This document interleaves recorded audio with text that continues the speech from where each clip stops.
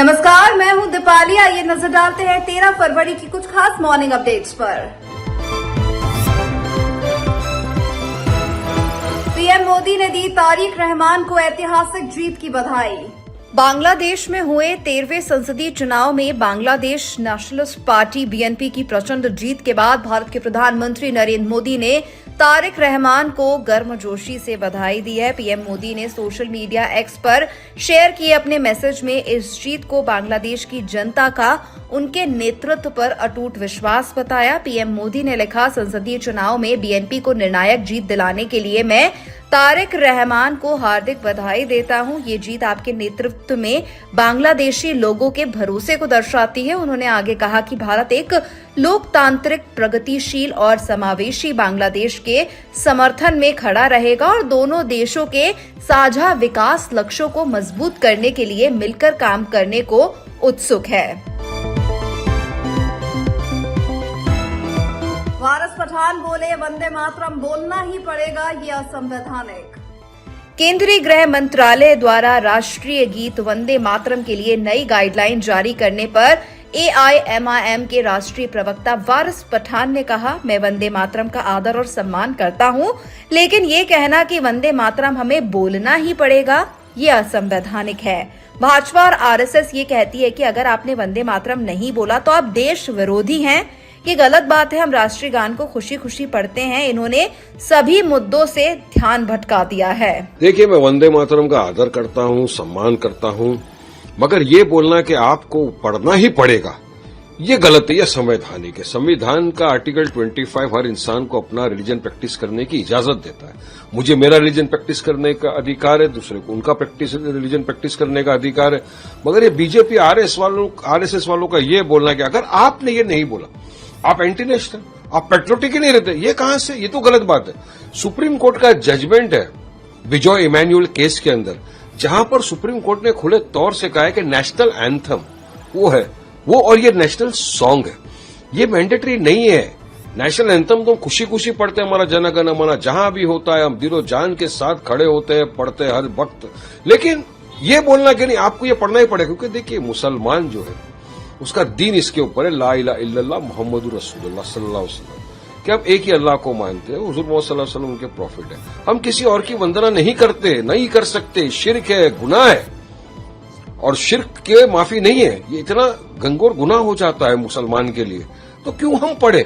मगर ये बोलना कि नहीं आपको पढ़ना ही पड़ेगा, तो मुसलमान क्यों गुनाह करे भाई? हाँ, ये तो असंवैधानिक बात है। संविधान ने हमको इजाजत दी है राइट टू प्रैक्टिस, मगर बीजेपी आरएसएस का मकसद मंशा एक ही है, मुसलमानों के खिलाफ नफरत फैलाना, किसी भी तरह से परेशान करो।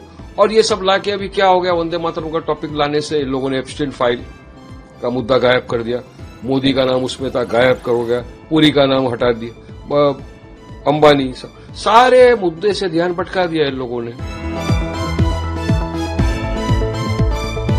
अखिलेश यादव ने यूपी बजट को बताया दिखावा। उत्तर प्रदेश बजट 2026 पर सपा प्रमुख अखिलेश यादव ने कहा, बिजली महंगी हो गई है, डायल 100 की व्यवस्था को इन्होंने खराब कर दिया है। डायल 100 पर क्या बेहतर किया है? हथेली गरम, पुलिस नरम। लखनऊ, दिल्ली, मेयर, विधायक, सांसद, सबका बजट आखिर जा कहां रहा है? ये सोचने वाली बात है। बजट केवल आकार में दिख रहा है, जमीन पर कुछ नहीं हुआ। ये बजट भी पढ़ लिया करो कि बिजली महंगी कर दी, उसके बाद भी इतना पैसा चाहिए इन्हें। पुलिस का मैंने बता ही दिया है। डायल 100 जो समाजवादियों ने बनाया उस व्यवस्था को खराब कर दिया उन्होंने। डायल 100 पे क्या बेहतर किया बताओ? हथेली गरम, पुलिस नरम। होम डिपार्टमेंट को बजट दिया है। पीडब्ल्यूडी अभी सड़कें आगरा की सब खुद ही पड़ी होंगी, सब टूटी पड़ी।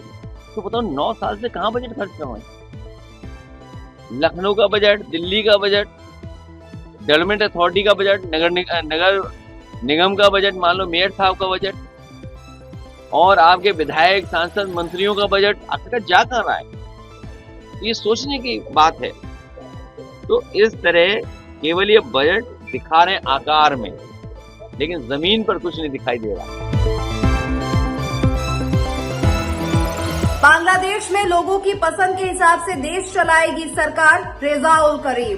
बांग्लादेश नेशनलिस्ट पार्टी संसदीय चुनाव में आगे चल रही है। फ्रीडम फाइटर टीएम रेजाउल करीम ने कहा, इसकी बहुत उम्मीद थी क्योंकि बीएनपी बांग्लादेश में बहुत पॉपुलर पार्टी है। तारिक रहमान के पिता ने इस पार्टी को शुरू किया था।